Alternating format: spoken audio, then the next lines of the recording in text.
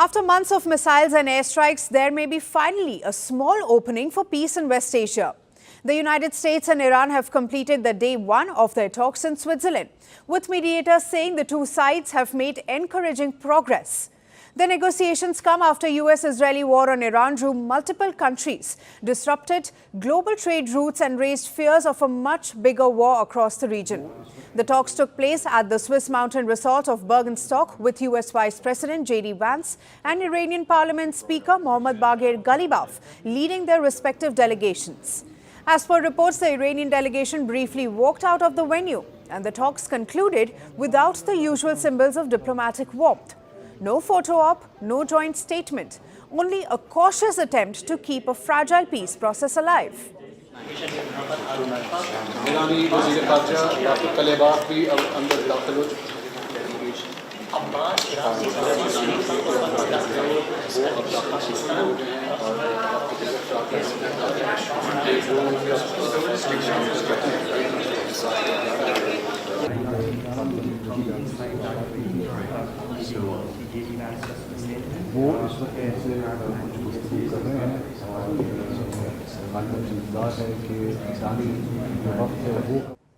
The biggest breakthrough so far is an agreement to keep talking. Both sides have set in motion a 60-day roadmap aimed at reaching a final deal. While for now, the technical negotiations will continue throughout the week.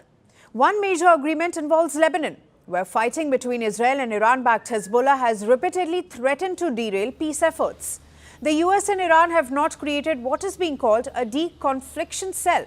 This is a direct communication channel designed to stop incidents from spiraling into a new round of war. The mechanism will include Lebanese authorities and international mediators, and its success could become the first real test of whether this peace process can hold. Well, ma'am, I think that the President of the United States and the United States of America have done more to stop the conflict in Lebanon than any government anywhere in the world over the last few months, and we're going to keep on working towards it. As I think a lot of you appreciate, peace is never easy. Peace always requires a little bit of work. It always requires a little bit of give and take. Another critical issue is the Strait of Hormuz. It is one of the most important waterways on Earth. A huge portion of the world's oil and gas passes through this narrow stretch of water.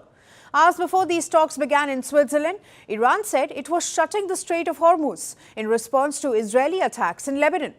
Now the two sides have agreed to establish a direct communication line to prevent misunderstandings and ensure commercial ships can continue moving safely through the waterway. There are also signs of potential economic relief for Iran.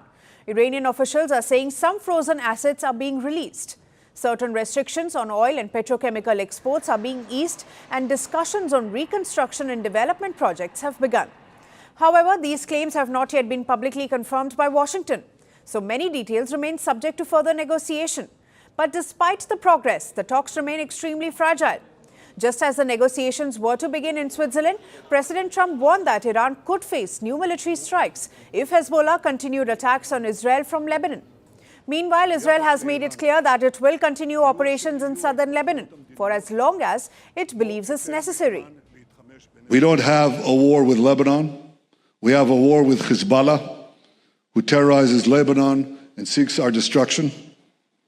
And when that proxy of Iran is no longer a threat, when it's dismantled, when it's disarmed, yes, we'll have peace with Lebanon, and I look forward to signing it.